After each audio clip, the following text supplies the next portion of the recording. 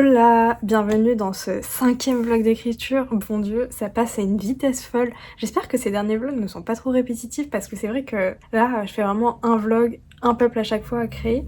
J'arrive sur des peuples qui sont assez différents, donc j'espère que le fait d'avoir des différences sur comment je réfléchis, parce que c'est pas du tout les mêmes peuples, ça vous permet quand même d'avoir quelque chose d'un peu diversifié et d'avoir des réflexions que vous aviez pas forcément eues sur les premiers peuples. Comme toujours, petit résumé très rapide de ce que nous avons fait. Nous avons fait une carte, nous avons fait un bestiaire, nous avons fait 2 peuples, donc là aujourd'hui nous allons passer sur le 3e peuple. Pour le détail, ce peuple-là, c'est le peuple qui m'a donné envie de revenir un peu sur le bestiaire que j'avais fait, parce que c'est un peuple qui va se situer dans les montagnes. J'aurai 2 peuples type montagne-falaise, mais le deuxième, ce sera plus tard qu'on le travaillera parce que c'est quelque chose d'assez annexe normalement qui va pas trop interagir avec notre histoire. Je dis ça à tout moment, ça va avoir un rôle hyper déterminant. Je sais pas encore, je suis pas fixée. Mais bref, ce peuple-là, il est dans les montagnes et je me suis dit quelque chose que j'aimerais énormément faire, c'est travailler sur les espèces aériennes, les oiseaux, les choses comme ça. Parce que j'ai pas trouvé énormément d'espèces qui me plaisent. Et c'est pour ça que, en regardant des séries, accessoirement aussi, en lisant et tout ça, j'ai pas mal d'idées qui me sont venues et je me suis dit mais je devrais créer des espèces aériennes qui me plaisent pour stimuler un peu cet imaginaire-là que j'ai autour de ce peuple, parce que je me suis dit, quitte à avoir un peuple dans la montagne, on va pas faire un truc basique où ils vont dans la montagne, où ils sont liés à la terre et tout ça, non, on va les lier à l'air, parce que c'est beaucoup plus intéressant. Ce peuple-là, ça va être un peu compliqué à créer, je pense, parce que comme je n'ai pas encore toute la faune qu'il faudrait pour bien le penser en lien avec ce que je viens de vous dire avec l'aérien, il va pas être à maturité, il va pas être autant abouti que ce qu'il pourrait être, mais déjà je vais faire un premier jet sur comment est-ce qu'il fonctionne et me dire ok, je veux qu'il ait tel type de lien avec l'aérien. Et je pense que ça rendra la création de créatures ou de l'environnement plus simple par la suite, justement d'avoir déjà réfléchi à quel lien justement ce peuple pourrait entretenir avec ses futures créatures. Je ne sais pas, d'habitude je fonctionne dans le sens inverse donc ça me perturbe un petit peu de faire comme ça, mais c'est parti pour ce petit vlog d'écriture, j'espère que ça vous plaira et direction ce nouveau peuple.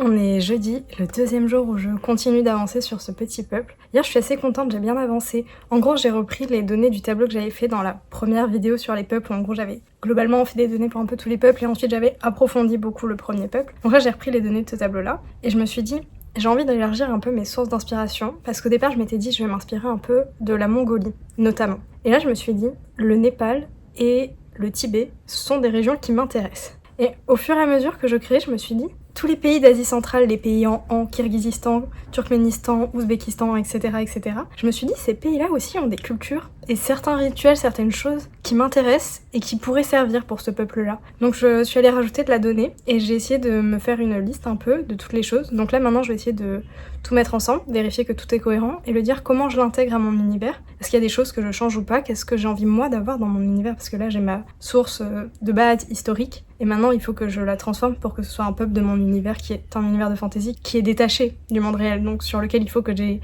moi ma touche, mon quelque chose. Et j'ai commencé à avoir pas mal d'idées, donc je suis assez contente. J'ai pris des petites notes au fur et à mesure de la journée et là je vais faire ça ce soir, essayer de vraiment aller plus loin. Maintenant que j'ai ma base historique, de me dire ok, moi j'ai envie de parler de ça et pour parler de ça il faut que j'ai un peuple qui ait telle coutume, qui ait telle particularité, qui ait telle façon de fonctionner. Et je sais pas ce qui se passe depuis la semaine dernière, mais là cette semaine je suis extrêmement motivée. Je pense que déjà le fait d'avoir monté un vlog et d'avoir vu à quel point j'étais enthousiaste quand je parlais de certaines choses, ça m'a remis dedans et ça m'a redonné envie de vraiment m'y mettre. Je pense aussi que là on est sur quelque chose de très différent. La chose qui était compliquée avec les éleveurs de rennes par rapport aux Inuits, c'est que oui c'est des cultures différentes mais ça se ressemblait. Quand j'avais fait mes recherches sur les Inuits, j'avais également fait ma recherche pour les éleveurs de rennes.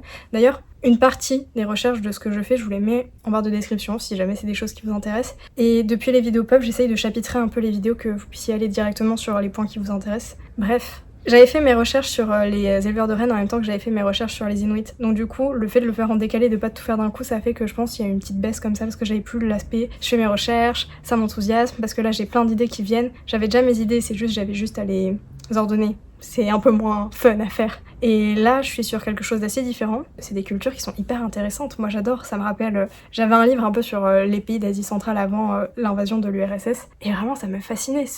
J'ai en tête vraiment ce livre avec les images et tout ça. Et je trouvais ça fascinant quand j'étais petite. En plus, c'est des cultures qu'on voit pas trop, qui sont un peu invisibles, on va pas se mentir. Et j'adorais quand j'étais petite. Et là, le fait de retravailler dessus et tout ça, je découvre plein de choses. Donc c'est génial. Et c'est toujours quelque chose d'un peu chouette de vraiment aller sur quelque chose qu'on ne connaît pas du tout.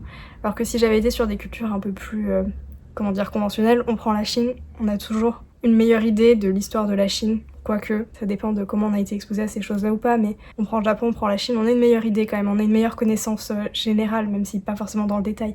Alors que les pays d'Asie centrale, je pense que personne ne connaît l'histoire dans le détail du Turkménistan, de l'Ouzbékistan, de l'Afghanistan, tout ça. Bref, donc je vais reprendre un peu la création de ce peuple-là, je vais continuer d'avancer, et je pense qu'on est sur une bonne lancée actuellement.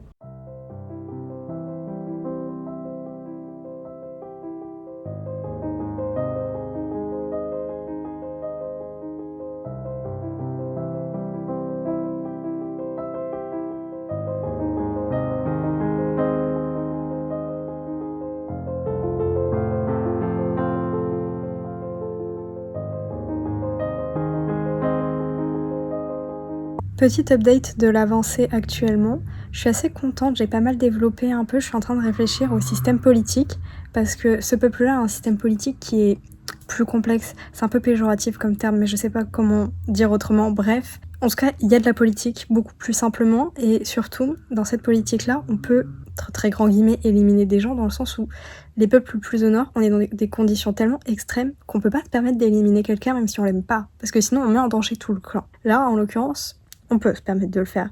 Donc ça veut dire qu'on va se retrouver sur des choses politiquement qui sont très intéressantes.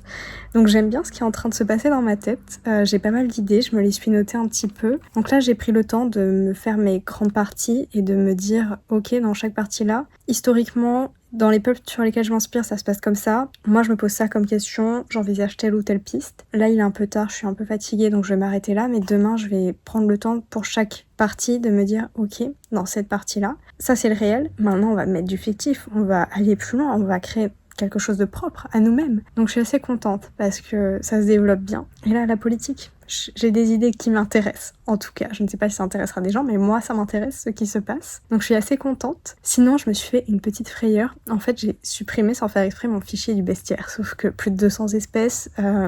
J'avais pas la foi de tout refaire. Dieu merci, j'avais une copie pas aboutie où j'avais au moins tout le nom des espèces. Donc j'ai pu retrouver plus ou moins ce que j'avais fait et j'ai sommairement mis dans un tableau quelque part les données qui me sont importantes et dont je me sers le plus parce que je me servais pas objectivement de toutes les colonnes. Mais bon, j'ai pas pris le temps de recoller une photo comme ce que j'avais fait pour chaque espèce pour visualiser à quoi elle ressemble, mais ça prend trop de temps, mais je suis frustrée. Comment j'ai pu supprimer mon fichier? Pourtant je suis quelqu'un d'organisé, mais... même en étant organisée. Ou alors je suis vraiment quelqu'un de désorganisé et je suis dans le déni et je me dis que je suis quelqu'un d'organisé. Je ne sais pas. Bref, mais en tout cas, la frayeur est passée. J'ai eu peur, mais... oh mon dieu, j'ai cru que j'allais faire une crise. J'ai cru que ça allait m'empêcher d'écrire. Mais non. Ça n'a pas entravé notre petite soirée écriture, approfondissement d'univers et d'idées.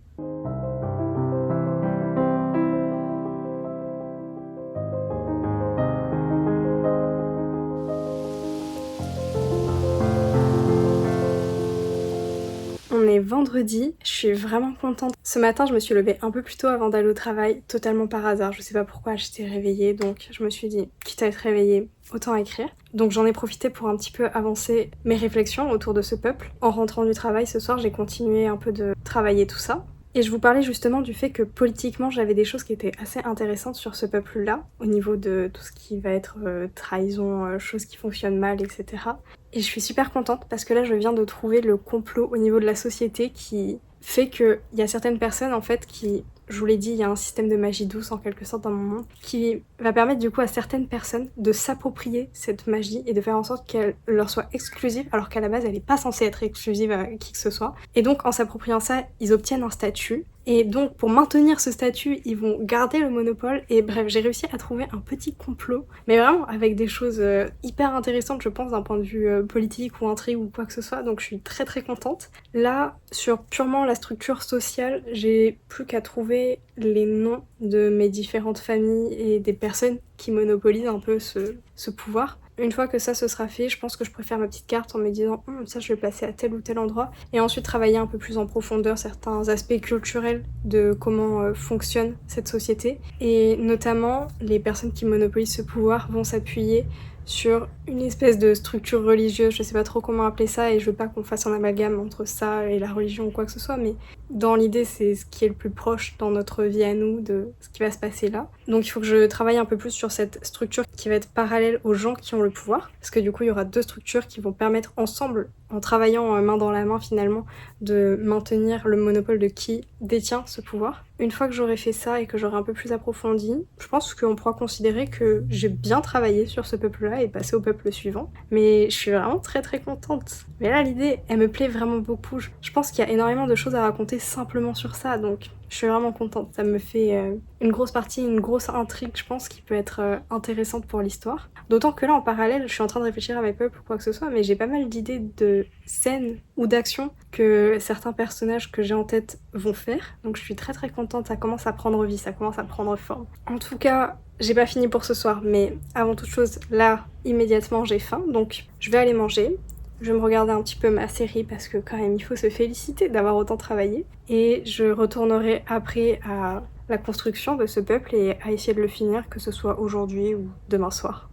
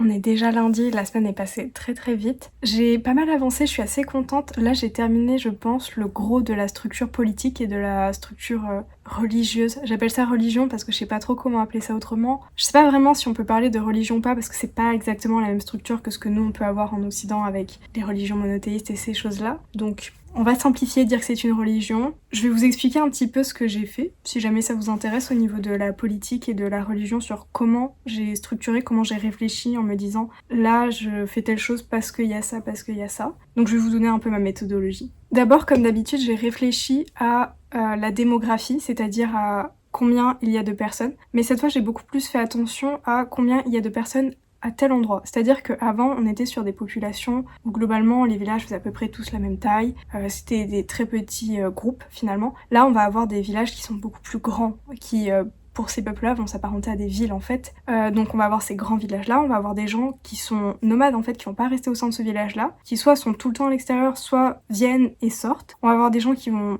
être itinérants d'un village à l'autre. Et on a également des gens qui sont complètement en marge. Pour moi, ça a été très important de définir qui vit à quel endroit, et cet endroit-là, le fait que j'y vive, ça me permet d'occuper telle fonction, ou à l'inverse de ne pas occuper telle fonction. C'est-à-dire que par exemple, pour les nomades, je me suis dit, ça peut être intéressant d'avoir un système où on n'a pas des marchés sur le village, où le village organise son marché, mais on a des gens itinérants qui vont d'un village à l'autre et qui du coup proposent des produits un peu atypiques et qui permettent de faire un peu le tour de cette population-là. Donc là, on a cette catégorie-là d'itinérants, mais on a aussi des itinérants qui sont là parce qu'en fait, ils sont trop pauvres pour s'insérer dans la société. C'est un peu ces questions-là de si je suis dans la société, je peux faire telle chose, si je ne suis pas dans la société, c'est pour telle raison, soit parce que je ne peux pas en faire partie, soit parce qu'il y a une alternative à en faire partie. Ensuite, au sein de cette société, j'ai réfléchi un peu à la structure, c'est-à-dire qu'il va y avoir des personnes qui sont plus influentes que d'autres, vu qu'on est sur on va dire des villes, du coup on va simplifier, on va dire que c'est des villes. Donc il y a des personnes qui sont plus influentes que d'autres. Comment est-ce qu'on les distingue? Est-ce qu'elles ont un nom particulier en l'occurrence? Oui. Qu'est-ce qui fait qu'elles ont ce statut-là? Est-ce que c'est parce qu'il y a une force physique, une force en lien avec de la magie, en lien avec du prestige, de l'ancienneté, peu importe? Qu'est-ce qui fait qu'on atteint ce niveau-là et qu'est-ce qui fait qu'on maintient le fait qu'on reste en haut de cette hiérarchie sociale, entre guillemets? Et comment dire, il n'y a pas quelqu'un en haut et tout le reste en bas, il y a des strates, donc définir ensuite les différentes strates, combien il y a de population dans chaque strate. Une fois que j'ai défini un peu les personnes qui se trouvaient tout en haut de la hiérarchie dans ces villes, je me suis dit, il y a 12 villes au total, et dans ces 12 villes, il n'y a que 7 familles qui sont importantes, donc il y en a moins que les villes. Donc j'ai donné des noms, je me fais attaquer par un moustique, donc j'ai donné des noms à ces familles qui étaient plus importantes, et j'ai dit pourquoi est-ce qu'elles étaient plus importantes, chacune ayant un peu sa spécialité, et je me suis amusée un peu à définir ça. Ensuite je me suis amusée à définir avec un petit gradient quelle famille était plus riche que telle autre, sachant que même la famille la plus pauvre en général est plus riche que la classe en dessous, que la classe encore en dessous, etc.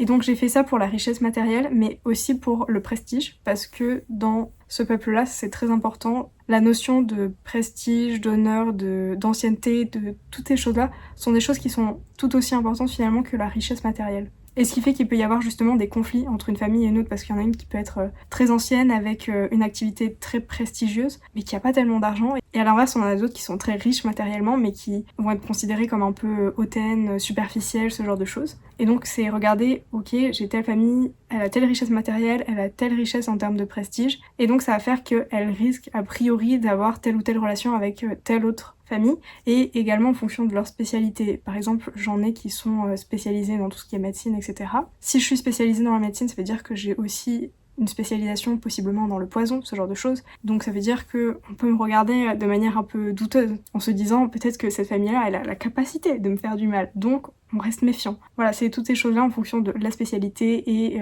des richesses, qu'elles soient sociales ou qu'elles soient liées à des richesses matérielles. Ensuite, comme d'habitude, j'ai fait un petit plan de en gros à quoi ressemble un village type, à quoi ressemblent les habitations types, parce que là, pareil, comme on est sur des villes, tout le monde n'a pas les mêmes habitations, il va y avoir des habitations beaucoup plus riches que d'autres. Alors que dans mes villages précédents, globalement, tout le monde avait à peu près les mêmes habitations. Là, c'est pas le cas. On a des habitations en fonction du niveau de richesse, en fonction du niveau de prestige et d'ancienneté. Donc j'ai défini ça, et je me suis dit, ok, cette habitation-là, elle est pour telle personne.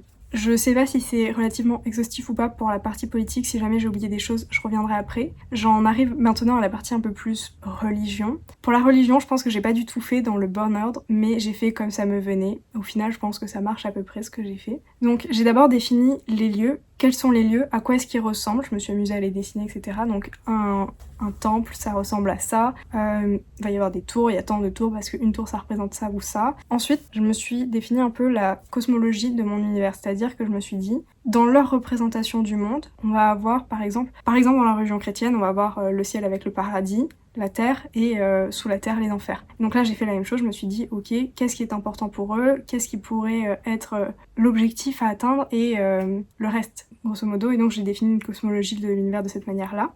Et en fait cette cosmologie qui est en 3 mondes d'ailleurs, un peu comme la chrétienté, c'était pas du tout voulu, mais maintenant que j'y pense c'est vrai que c'est comme la chrétienté, mais c'est pas les mêmes univers, on n'a pas d'équivalent des enfers ou quoi que ce soit. Bref, ça me permet de me dire que comme j'ai 3 par exemple, je peux me dire que dans un temple il faut qu'il y ait à chaque fois cette question de il y a 3 choses, parce que ça représente les 3 mondes de ma cosmologie. J'en ai également profité pour définir un peu les rituels, ce que représentait un rituel par rapport à un autre, pourquoi ce geste-là dans le rituel était important. Et au niveau de la religion, comme c'est une religion avec, je vous l'ai un peu expliqué tout au long du vlog, mais il y a un complot politique qui est lié avec la religion, j'ai défini un peu les différents rôles que occupaient les personnes dans la religion, c'est-à-dire que il va y avoir les personnes tout en haut, les personnes au milieu et les personnes en bas, et en fonction du rôle, on est plus ou moins au courant du complot finalement.